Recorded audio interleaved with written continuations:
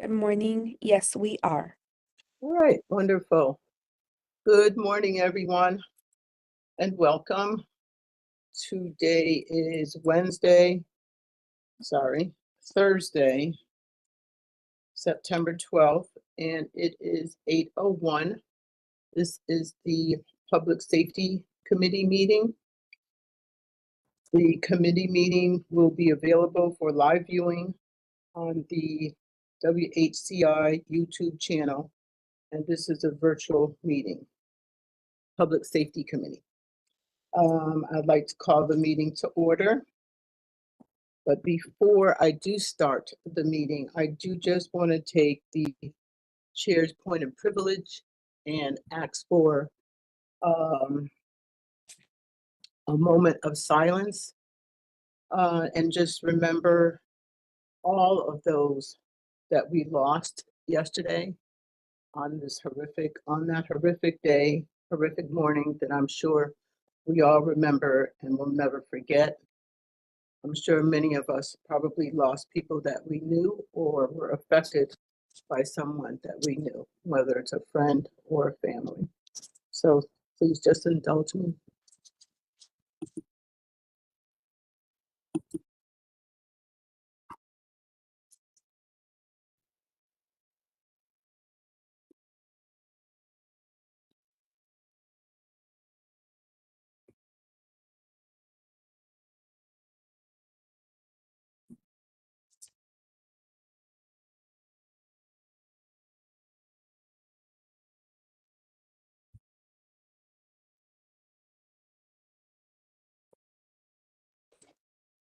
Thank you.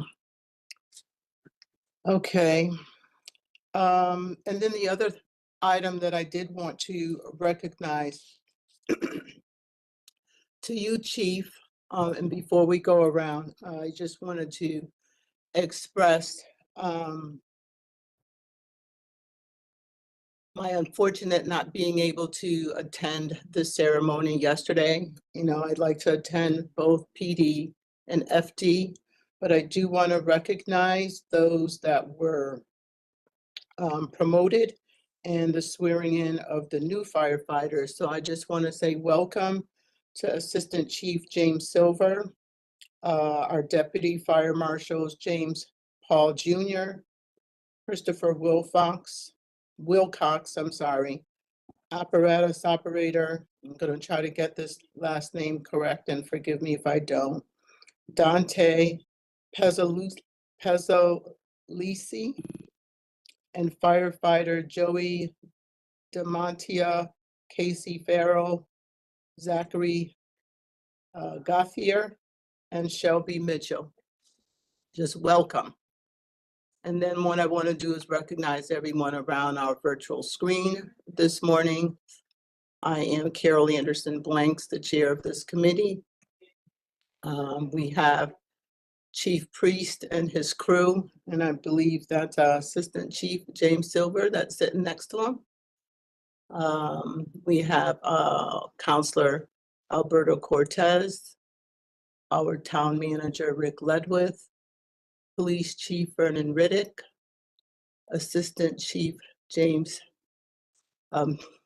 Terra, I'm all tongue-tied this morning, Lawrence Terra, our Mayor Sherry Cantor, Assistant Chief Rick Abon, our Town Councilor and Vice Chair Councilor McGinnis. It looks like we have our Deputy Mayor Winograd. We have Councilor Mary Fay. And we have AC Fire Marshal Robert Grimaldi. And then we look like we have our staff, Sarah, as well as Jerida. Did I miss anyone? And I know we've had just a little technical issues also this morning with our WebEx. I think we're still learning to navigate this. It's a bit of a challenge, but we'll get through it. All right. Next item on our agenda is the approval of our minutes. Seems like we haven't seen each other in a while. I hope everybody had a great summer It was a bit rainy and hot, but overall, I think we did pretty well. So may I have a motion to receive our minutes from our last committee meeting, July 10th, 2024, with the necessary corrections? I'll make a motion. May I have a second? Second. And all in favor? Aye. Let that reflect that we have approved the minutes for July 10th. Next item is our communications, and I'll turn it over to Mr. Town Manager to see if we have communications that we'd like to hear about. Thank you, Madam Chair. Just wanted to follow up on your opening comments, so thank you for those. Yesterday we did hold a promotional ceremony on September 11th and welcome the folks that you had introduced. It was an excellent event, as it always is, but I do want to thank Chief Priest for his leadership, as well as Deputy Chief Smith as well. So DC Smith emceed the event, and I think his words yesterday hit home for many of us in the audience about what that day means and how it serves as a reminder of the ultimate sacrifice made by hundreds of first responders, and how our first responders today honor that sacrifice by continuing their mission to protect and serve here in West Hartford. So for me, it was, and I'm sure for others as well, a very touching ceremony. So I just really wanted to thank Chief Priest and Deputy Chief Smith for an excellent event yesterday. So thank you for that, Madam Chair. I'll turn it back to you. Thank you, Mr. Town Manager. Moving forward, we will hear our staff reports, and I believe Chief Priest and your team is up first, so I'll turn it over to you. Oh, good morning, everybody. Thank you very much for those kind remarks yesterday. To follow the town manager's remarks, obviously very well said about 9/11 and the significance of the event. But one thing that Chief Smith pointed out was also the significance of 9/12 and what happened after those events and what our country did. So I would like to also express my appreciation to Chief Smith. Certainly, thank you for your recognition of all of our personnel. We have a great relationship with Ronnie. I look forward to reading all of the bios and the speech that's in there. So I did want to say this about all of those folks that are coming in. Jay will get a special mention in one moment, but there is a commonality amongst all of those people who were hired or being promoted. Certainly, motivated people, experienced. I think that they were selected because of the way that they think, the way that they act, the way that they're going to take and work within the town of West Hartford and the conditions and culture that we have here. They're really on the same trajectory that we are. So I'm very pleased that they are here. But obviously, notable mention to Chief Silver, who is joining me on my right. Incredibly pleased to have him here. He was selected mostly because his name is Silver. It's a lot easier to pronounce than O'Callahan, but I'm just joking. Everybody else will appreciate that. But yeah, Chief Silver's a great guy. He did very, very well in the process. He will be replacing, he is the Assistant Chief of Operations, will be covering all of our forward-facing things that you see, which is his fire trucks, paramedics, and making sure that we are providing excellent service to the community through our operations division and serving as second in command. Jay comes to us with 29 years of experience in the East Hartford Fire Department, very, very well qualified. Again, I don't want to go over every numerous certification, but I really want to focus on the working relationship and the way that he is approaching the job right now. He's learning, he's coming on board, he's bringing some excellent qualities. The way that he thinks about things will align very consistently with how we are operating as a department in a town and furthering the collaboration and cooperation that we prioritize. So with that, Jay is going to be, he is a very busy fellow right now. We're working, he's got a lot of folks in the operations division, but he's also learning the administrative aspects to it. So he's be out and about meeting everybody, but I'll give him just a quick second to say his hellos to you, and then I will finish off my report. So Jay. our Public Safety Committee. Good morning, everyone. And thank you for the opportunity. I'm thrilled to be here with the town of East Hartford and thrilled to continue the work that Chief Priest and Chief O'Callahan have started and continue to build our relationships. So I thank you and I look forward to working with each of you. So he's happy to share that the Hartford part was right. We are in West Hartford now, but Did I do it again? yeah, you're good again. It's all good. So actually, this is the best part about you can see the entire screen is lighting up with laughter and support. But I have you. The best part about this particular team is we all share the same last name of Hartford's across the river, back and forth. But we have a great team of people who recognize that we're here together, regardless of what Hartford. My phone is already going right now. I'm guaranteeing it's somebody out there. It's a Freudian slip.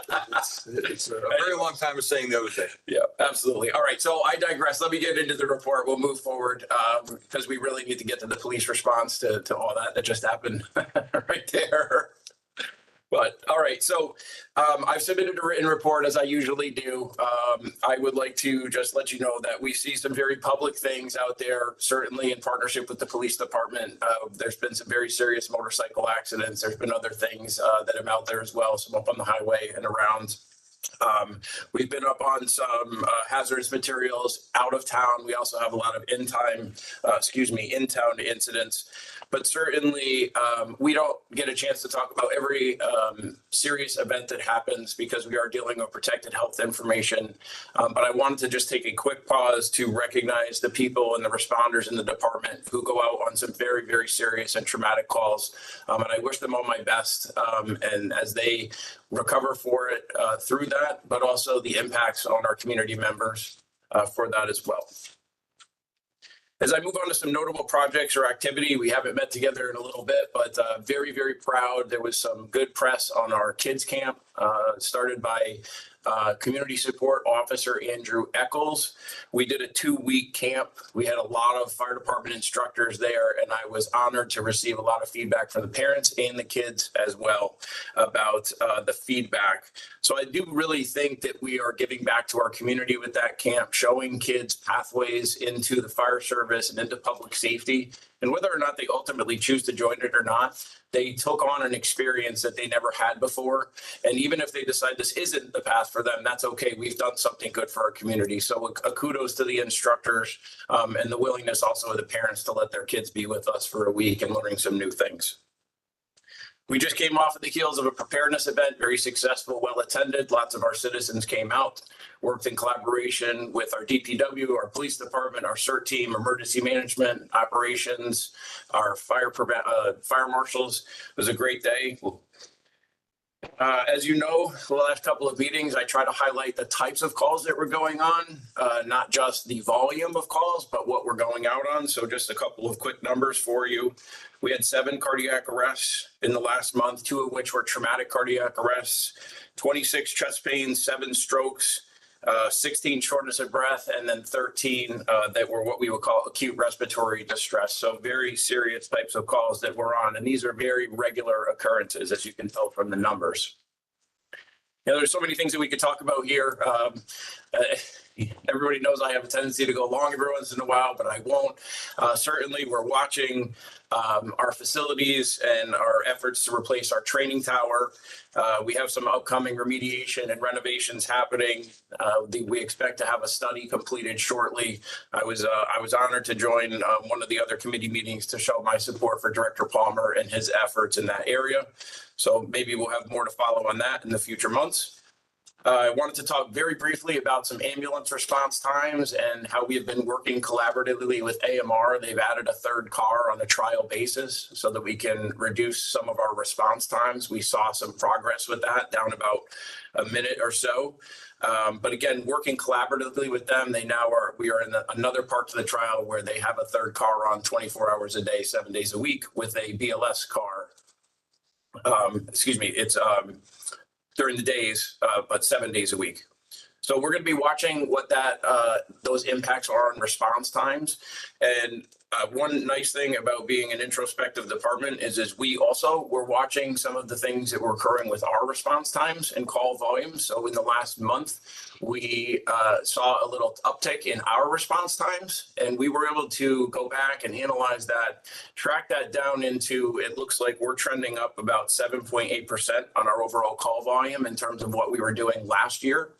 So although our response times have gone back to what I would consider be more consistent with previous months, I am certainly watching that we are up 516 calls in comparison to last year and what that the future impacts of our.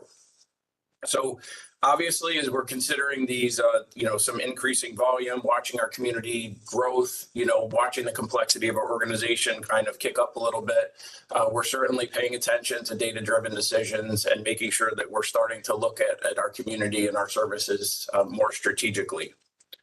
As far as things that are coming up, CSO Eccles is not with us this morning because he's out teaching the EMR program, the Emergency Medical Responder program in our 2 high schools. Very excited about that. Our fire marshal's office, in conjunction with operations, is getting ready for Fire Prevention Month, which will be coming up next month, as well as launching some pretty significant efforts in our school system, which we are ramping up. So kudos to Chief Grimaldi and his 2 deputy fire marshals for their foresight into that, and we're looking forward to talking more about that. In the operations side of the house, we are looking at an apparatus operator promotional process. We have about 30 people who are eligible for promotion. So again, I would express my appreciation to Human Resources for helping us take on what is a fairly weighty process, and I look forward to that occurring over the next couple of months. And without missing any of the divisions that have really significant accomplishments, I'd like to call out our emergency management, specifically our CERT team. They are forming up a Spanish-only speaking class where they will deliver CERT. So this will be by Spanish-speaking instructors. And again, it's designed to really reach out to all segments of our community to ensure that they have access to preparedness information. We did a little bit of research around. It does appear like there are not any other communities doing this at the moment. Certainly, we haven't looked everywhere, but I'm glad to report that our folks are thinking about things through that type of a lens, and happy with that. I think that's it for today. I would be glad to entertain any questions that you may have of us. Thank you so much. Thank you, Chief Priest. That was a very informative report. I really appreciate everything that you just reported out, and also that I learned through the written report. I do have some questions and comments, but I'm going to go to my colleagues first. Any questions, Councilor McGinnis or Councilor Cortez or Mayor or anyone else? Okay, so first of all, I wanted to say to AC Silver that you are now indoctrinated into the committee, and I'm sure that your colleagues around the table are not going to let you live that one down, because I saw all of the laughter exploding as soon as you said East Hartford, but that's to be expected, right? It was a long time. And I just wanted to also commend you, Chief Priest, and Andrew Eccles for all of the good work that he did over the summer with the camp and with the kids. And I so enjoyed and appreciated reading the positive feedback from the parents, because a lot of times when parents send their kids off to camps, first of all, they're probably worried and trying to make sure that their kids interact with the other kids. And then, they just have these ambivalent feeling. And for her to have put that letter together and expressed it to you all, that just really highlighted the work that Andrew is doing, as well as the others, and that youth will, he will forever remember that. And that was like the foundation that was being laid for the rest of his life. So just really kudos to you all for doing that. And I just look forward to more things to come in terms of what you all put together. And then the other comment I had was on the CERT team, the training in Spanish. I mean, that is such a out of the box strategic thinking. I'm so happy that you decided to do that. Whoever came up with that, I mean, that was just brilliant. And how inclusive and collaborative that is to our rest of our community, that says that we're willing to do something like that. And perhaps as the program grows, we could even look at including, other languages as well. But I'm just applaud you for doing that. And then I did have a question in terms of some of our motor vehicle accidents that we experienced over the summer that involved the motorcycles.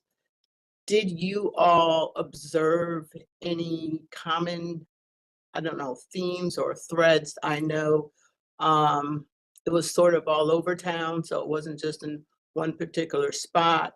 And this is probably more PD than FD, or maybe it's a collaborative effort. But I think one of the accidents involved someone that many people who I know knew. So I was just curious about that. And we can talk offline if it's a little too lengthy. No, I'd be glad to respond in brief. I mean, certainly you have identified, right, the police department would probably be best to answer that primary, but I would be glad to tell you that at least from the lens of the fire service, when we're dealing with motorcycle accidents, we're looking at the medical implications of it as well as how the incident is run. So we work with Unified Command initially in the response with the police department to make sure that this, they're making sure that the scene is safe while our paramedics and fire personnel are addressing that. But clearly, the commonality in motorcycle accidents for us is generally, especially if there's any speed involved, we have what's called the mechanism of injury, which means that there is a much more likelihood of a significant injury there. And then some of the injuries were significant. So our paramedics are working incredibly hard to try to, to treat, to think, use all of their advanced skills to get somebody to definitive care in the hospital. But from the fire service, that is our perspective. But I appreciate you at least asking me the question because, that these are pretty intense calls for our paramedics. And I appreciate what it is that they do. And then I also have a great amount of appreciation for then what happens afterwards and the police departments need to investigate. Okay, thank you. Appreciate that. All right, so that was it for me. So I can now turn it over to Chief Riddick and his team to provide us with the police department update. Chief. Hey, good morning, everyone. Through you, Madam Chair. It's a pleasure to be with everyone again after the great summer that we had. You have my written report. It should be on file. I'm just going to highlight a couple things and move right through this. First, speaking of motor vehicle accidents, last year, year to date, we had 5,254 motor vehicle stops, and this year to date, 5,876. So we have increased our motor vehicle stops. As far as accidents, last year to date, we had 179, and this year we're down to 164. So we do see a slight decrease with that. Moving forward, just to highlight one difficult investigation that the detectives had to do involving a sexual assault complaint that came in. Individual came in and reported sexual assault that had previously occurred, and I want to give our detectives a kudos and a shout out for their diligence and their professionalism. There's 2 victims involved, one perpetrator, and we're able to secure an arrest warrant for several felony charges. So really good work by them to get this individual off the street. Community relations in response to the mass shooting that occurred in Georgia. We put officers the next day at every single school. We're in constant conversation and communication with the superintendent of schools who initially made that request, which we were happy to oblige to. Again, just exhibiting and showing another partnership. Our professional standards, which is handles our internal affairs complaints. Right now, we have 2 open internal affairs investigations. We have 3 officers scheduled to start the October Police Academy in Meriden. Currently, we have 12 vacancies. We have 5 certified officers in the hiring process. That's something we were hoping would happen with our new contract. So that's really good. And we have a good bank of candidates coming up for the next couple academies. New Britain is scheduled to have an academy in October, as well as Hartford. So we should have candidates to put in those academies. Going down to patrol, officers responded to a road rage incident in which an individual possessed a stolen firearm out of Alabama. He was waving a firearm and made threats regarding that. Officers responded in a professional manner, and no one was injured. Great job. And again, we recovered a firearm. We made an arrest for felony violation of protective order. An individual was supposed to stay away from someone else, violated that protective order. We were able to arrest that person without injury and protect the victim. And we made another warrant arrest for a felony assault second.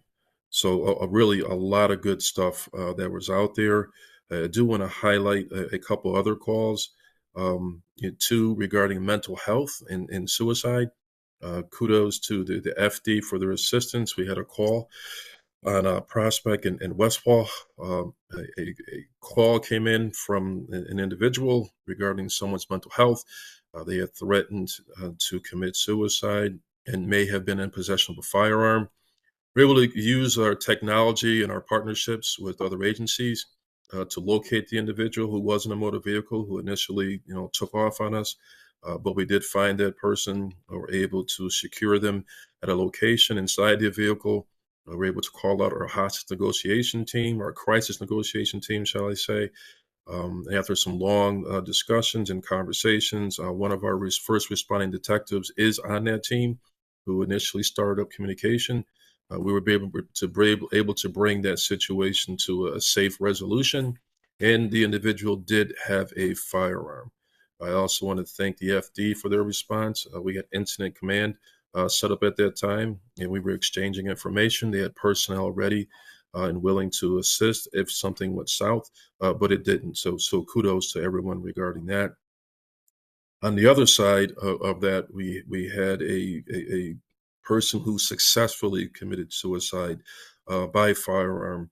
And, Chief Priest had mentioned earlier with these calls for service when it comes to motorcycles and other vehicular accidents. But, people don't have an appreciation and understanding. And it's not a negative. It's not what you do. As you hear about a suicide call, a firearms involved, medical personnel, EMS, FD comes in, they provide what they can for the preservation of life if they could. And then the investigative part is not over. We have to investigate, we meaning the PD, our detectives have to go into that scene. And the individual who used the firearm, it was a shot to the head. And I'll save you the details with some of those scenes. Because we have to ensure that what we see is what we believe it to be. And we have to allow the evidence to direct our investigation in those situations. We have to take pictures. We have to look at the body, the person, the evidence, the firearm. There's a lot. Sometimes it's a handgun. Sometimes it's a shotgun. So just keep that in mind. We did provide our EAP for whoever wanted it. We have our peer support team that's involved for whoever needs it and wants it. And what I can definitely say for the FD and the PD, we have evolved light years from the way things used to be. And now, again, you're not looked down upon if you ask for assistance. It's actually a badge of courage. And you're doing the right thing, not just for yourself, but also for your colleagues and your coworkers. So, kudos to our personnel who responded to that situation, providing assistance to the family members who were there, bringing other folks to the hospital, making sure they have care, helping them with other issues to go through that. It's just a very involved and trying scene. And at the chief's level, we make sure everything's okay, but we're not on boots on the ground for those calls. It's our line officers, our detectives, our EMS, our fire personnel. They're in there doing that stuff, not us. So kudos to them and what they do each and every day, especially for these difficult calls for service. And in closing, I want to also commend the FD for their ceremony yesterday. We always like to throw barbs and have fun with each other. There is no such thing as a brief chief priest speech. Even though he says, like the joke in the Baptist church is when you hear a Baptist preacher say, okay, 5 minutes, that's easily 20. And in priest language, when he says, I'm getting ready to end, that's another 20, guaranteed regarding that. But anyways, it's all good. It was a wonderful day. Chief Priest, your words, as always, were spot on. And I admire your articulation and the research that you put in. When you do these things, it's clearly, you could tell that you put your heart into this. And to Chief DC Smith, it's funny on Facebook recently, people have been putting on, remember 9/11, but really remember the day after. In your words, DC, and look at our country now. And I can get off on it, I can be too. I have some priest-like qualities in me also. But if we could get back to those days after without the pain, but the love, remember people would stop, let people go through. No one was driving, like maniacs. It was just a lot of love for our country, no matter what side of the aisle that you were. And I really hope, and it's my hope and my sincere prayer that we could get back to that love of country. And we can agree to disagree if we want, but in a professional, civil, and respectful manner, unlike what we're seeing now. And Chief Silver, welcome. We are definitely going to crush you on the East Hartford thing. My advice to you is don't even try to fight back. I've heard you say a couple times, well, I've been here 20. Don't even do it. Just take the hit and move forward. But you do fit right in because we all do flubs from time to time. It's a pleasure to be there. I've heard a lot of great things about you. And from our brief conversation interactions, and I'm speaking, I did tell Chief Priest this, so I'm not speaking out of school. I could tell that you're going to fit right in. And so welcome and thank you. And that concludes my report. Thank you, Chief Riddick.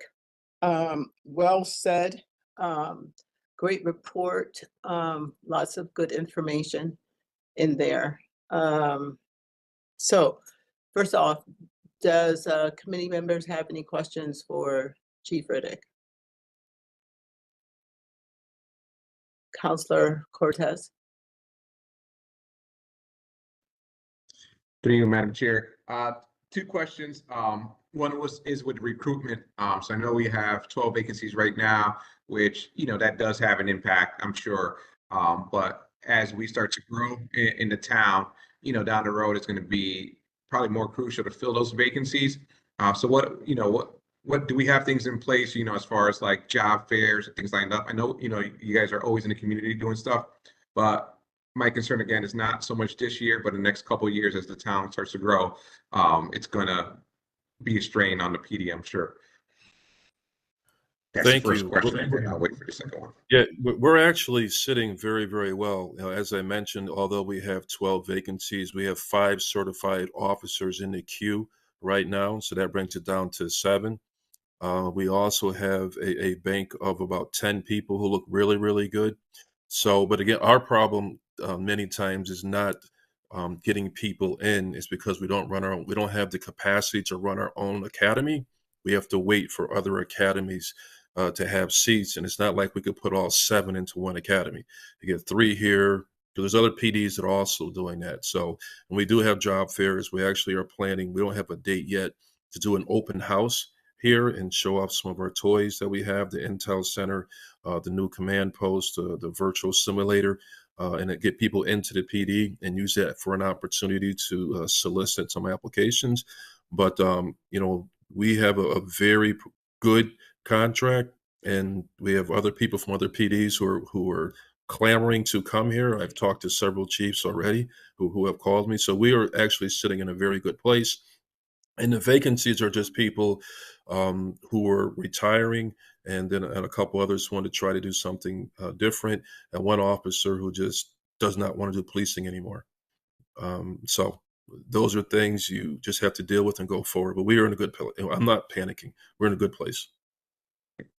Thank you for that. And then the other one was in regards to, I mean, you touched on it during your thing, but when officers respond to some of these incidents that are bad, you did say that people are taking more advantage of EAP. Is that a significant number? Can we do better? Because from my experience, right now there's no less than 2 retirees committing suicide from corrections, and that's huge. And they're retired, so it's not like they're even on the job. So this does have a long-term effect. And, there used to be like a stigma that came with asking for help before. And I just want to, if there's anything I can do, if there's stuff that we can do together, FD, PD, just to make sure that, we get rid of that stigma, because it's, it's impactful even after we leave the job. Thank you for that. I got to give West Hartford, the town, and West Hartford PD kudos. This predates. I've been here since 2018. They have had a very strong and robust EAP, but more importantly, peer support program here in the PD. Our peer support supervisors have the authority, without running it up the chain of command, they have the authority to give somebody on scene or via phone call a day or two off on their own. Now, we have guardrails in place to make sure it's not abused, and we get notified. When I say we, the chain of command gets notified after the fact, but that's been in place for years. The individuals that are in these positions are respected. They go to training, so it's not like we pick 4 or 5 people and it's like, oh, you are peer support. No, there's training that's involved, and there's ongoing professional development that accompanies that. So it's a very good program that we have here. There's always a level of a stigma, but I can say West Hartford and West Hartford PD, it's not. And then many times, I know the clinicians will say we probably shouldn't do this, but I think it's a good thing. After a significant incident, it's mandatory. There will be a debrief. Everyone will sit. Now, if there's individual needs later, so be it. But for the really big incidents, the officer-involved shooting that we had before and some other calls, Stoner Drive, you remember that from years ago? Those were mandatory debriefs with the peer support people, and we're in there, meaning management, for a little bit, but we're out. We want these officers and the personnel to feel free to speak and to talk without the quote unquote pressure of management being there. Although we're on the same page, I think we understand. We forget as chiefs and assistant chiefs and captains, sometimes our presence, because of our rank, can be a hindrance. No matter how nice you are, no matter how welcoming we are, and we remove ourselves to allow them that freedom. So I'm very pleased with what we have here. Very, very pleased. Thank you for that. That's all. All right. And one last thing I forgot to mention, and thank you, AC Terra, for sending me a text. There is a statewide law enforcement recruitment day that's going on tomorrow that was spearheaded by the Commissioner, Ronell Higgins. And so all of the PDs and everything else around the state is a community day to solicit people to come in to the profession. So we are participating with that. And I don't see Counselor Blanks. I know she's still here. We also have additional information on the motorcycle accidents that you talked about. So the one on Albany Avenue, the motorcycle was at fault. On Fern Street, that accident, the car was at fault. South Main Street, it was a combination of the car and the motorcycle, contributory factors. And then the Britton Ave, the car was at fault, but the car was a stolen car who fled the area, but they were at fault with that. So it's a combination at times. Thank you. Okay, thank you, Chief Riddick, and thank you, Counselor Cortez, for the question. Thank you, Chief Riddick, for the response, because I have the same question, and I'm very, very pleased to hear that those support services have been in place for quite some time, because that was my same thought, even though everyone on the team is professionals, but I'm sure, we're still human underneath that uniform and still need that support. And then, as you said, Counselor Cortez, the stigma is there. So somebody may be feeling something, but apprehensive about seeking out support. So I'm just happy to hear that we've had a long-standing history and you all have made it your business to make sure that your team is feeling the way that they need to feel so that they can stay on top of the job and deliver 100%. So thank you for your report and your delivery this morning, Chief Riddick. You all have had a lot of things going on over the summer. Our summer months in New England are short, and in that short time, it seems like it explodes with a number of things that are happening to keep all of you quite busy and on your toes and very sharp.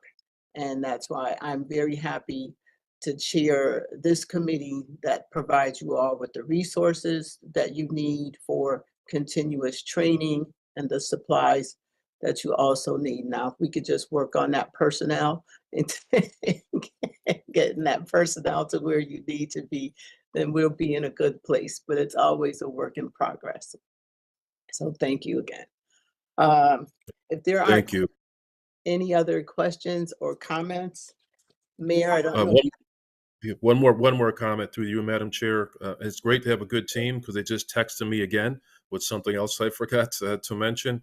With the Police Accountability Bill, if you recall, there was a section in there regarding mandatory psychological evaluations.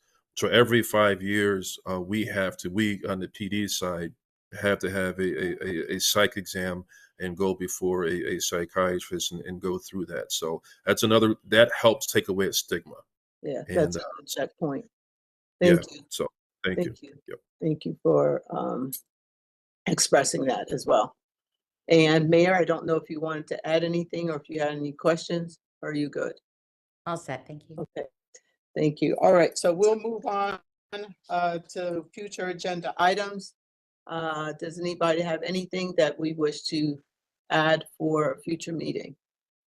Carol, Seeing- Ms. Blanks, I know I'm not a committee member. This is Mary, by the way. Sure.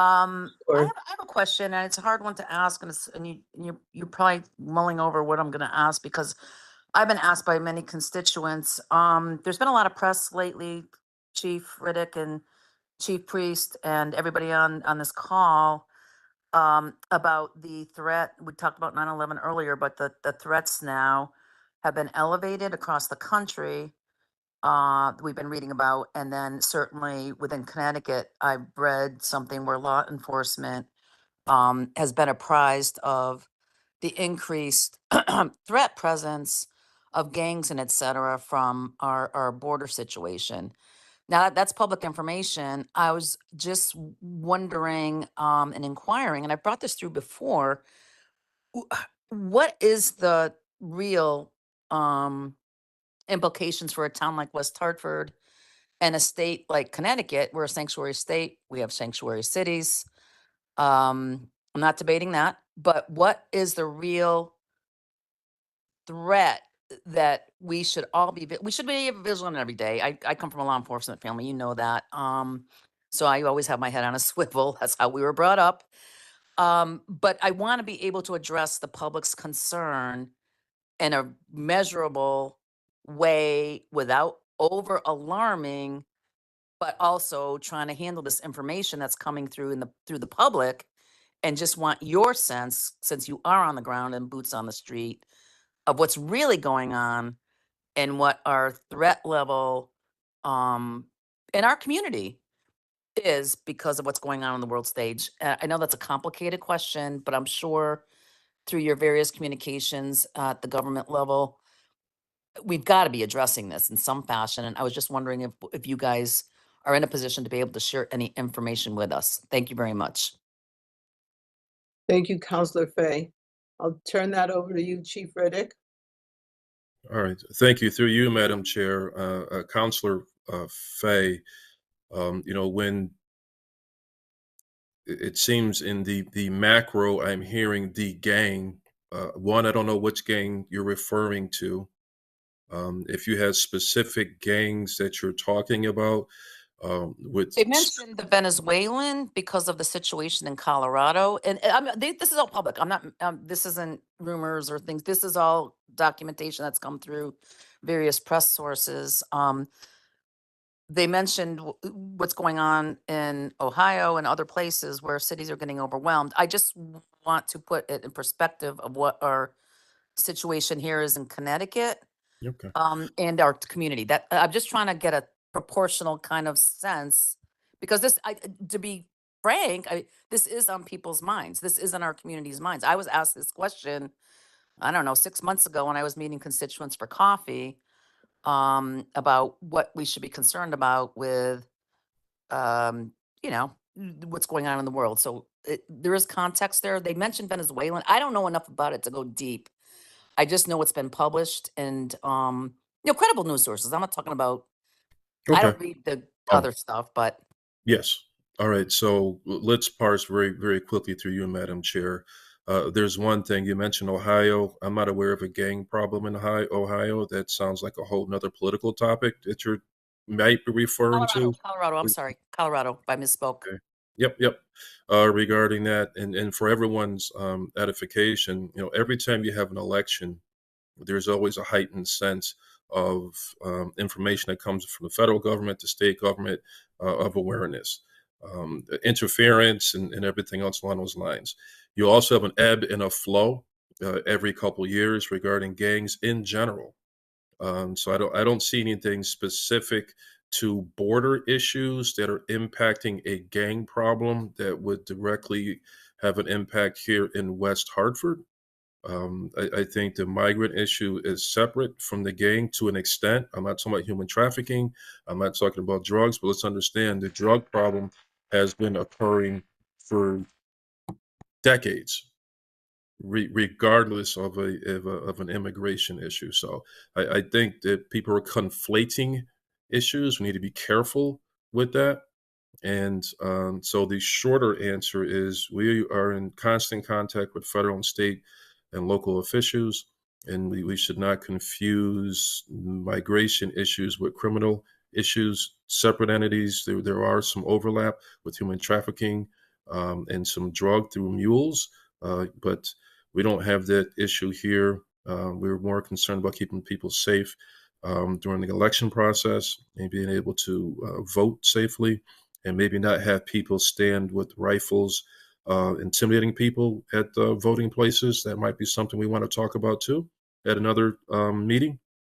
But I just find it interesting that that it comes up about border issues, but we have things within our own country, and people are saying that someone's right to stand there with an AR-15 when people are trying to exercise their vote.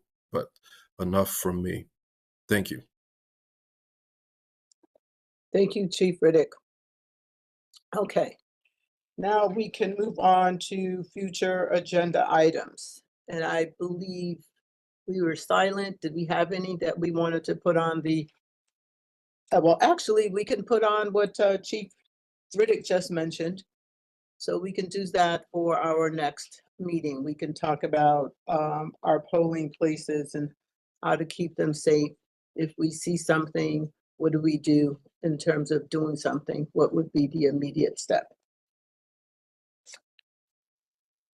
All right.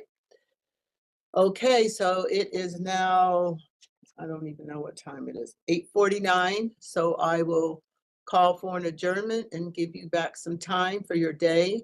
Everybody enjoy their day, be safe, and continue to watch each other's back. Thank you. Thank you, guys. Have a great Good day. day, everyone.